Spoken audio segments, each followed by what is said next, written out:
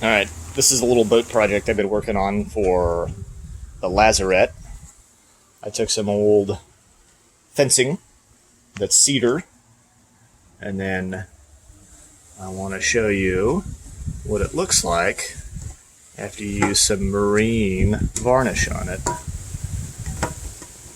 Cedar's good because it won't rot if it gets wet, but the marine varnish makes it look so good. Alright, so my next project is to transform the bottom of this boat into something a little more homey. I bought some teak foam on Amazon, and I'm going to go ahead and cut it to the specifications of the bottom of this boat, and we will see how it goes. Wish me luck. So what I did is lay pieces of paper on the bottom of the boat, taped them together, cut the corners out, and then I had a nice template I could work with. Next, I prepped the area, and you can tell with a little bit of Simple Green how much nicer everything looks. Simple Green's great because it's a super good cleaning product, and it's biodegradable, so it's my go-to. Alright, so next I brought the foam in, and as you can see, it works, or it's laid out pretty well. All the way up around the corner. So next I gotta peel off the sticky stuff and see if it works. Alright, the final product. I got the battery laying there because some of it's not sticky.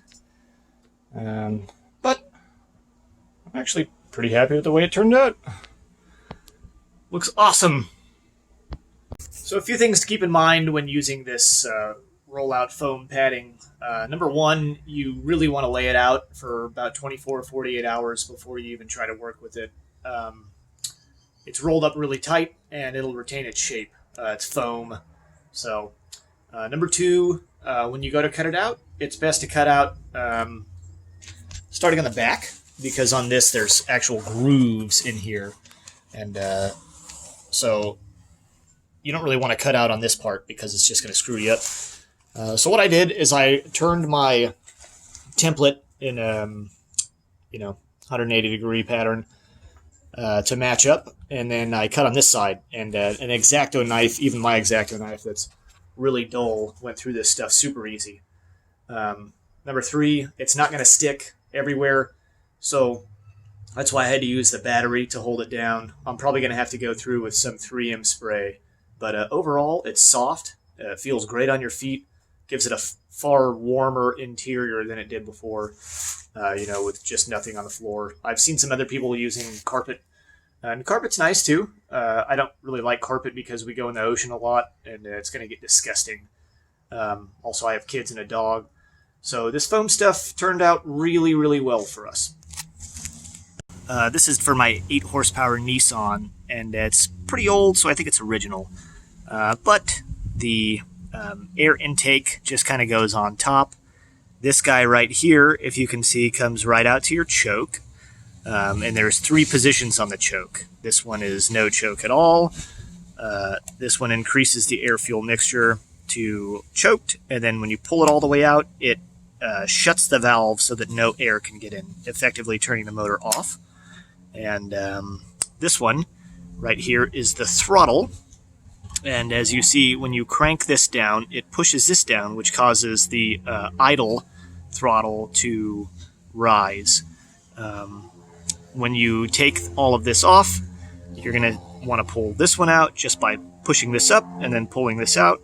You push this to the side, pull this out, and then there are 4 bolts. 1, 2, well, just 2 bolts. That's it. That's the only thing holding your carb in. On the other side is the fuel filter, and then that goes through the tube to the fuel pump. It's really, really easy to take care of these engines, so long as you don't let them get all messed up. So the next thing I did is I took the carbs apart, and first thing I noticed is all this junk coming out of it. So that's not good, and I think it came out of the tiny little fuel filter here, so I'm going to have to go buy a new fuel filter. And then I'm going to take the carbs completely apart to see if I can get more gunk out of it. Super easy to take off. And we'll see if I can kind of document the process.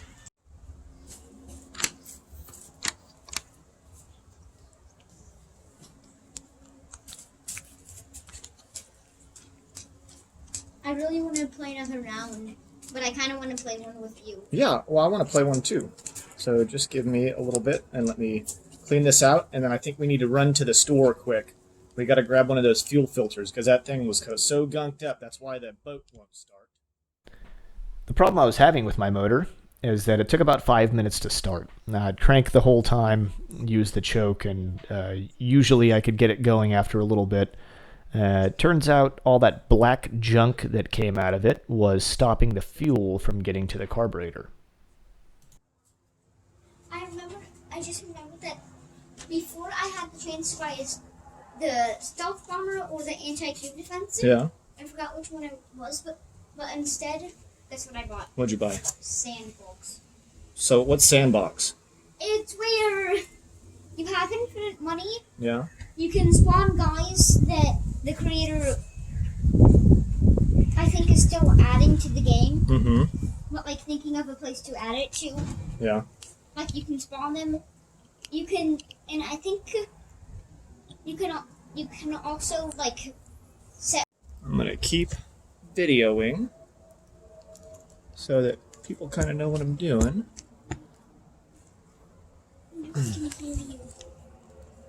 Uh-oh. Shucks. So that one's the air-fuel mix nut. You'll want to take that out after documenting its position. And then the other one's the idle speed. You could probably leave that one alone.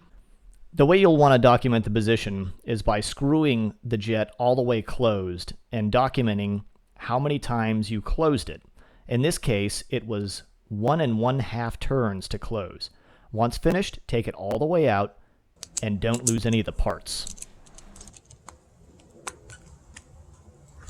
There we go. Back to the small one. This is called the float. Or I mean the bulb. Or bowl, sorry. And the bowl is part of the carburetor. Yeah. So when we take it apart, we'll be able to see where all the... Hopefully where none of the goop is. Oh, it looks pretty clean in there. The jet to the left is simple to unscrew. You simply use a large flathead and take the entire thing out. Once out, you'll want to check for obstructions inside the jets and excess gunk everywhere else. The one on the left is a black plug, which you also take out. And then take the jet underneath it out too. Once out, clean the inside of the carb with carb cleaner and the inside of the jet too. It's generally unadvisable to shove sharp objects inside, but you can gently clean them out with a fine wire bristle.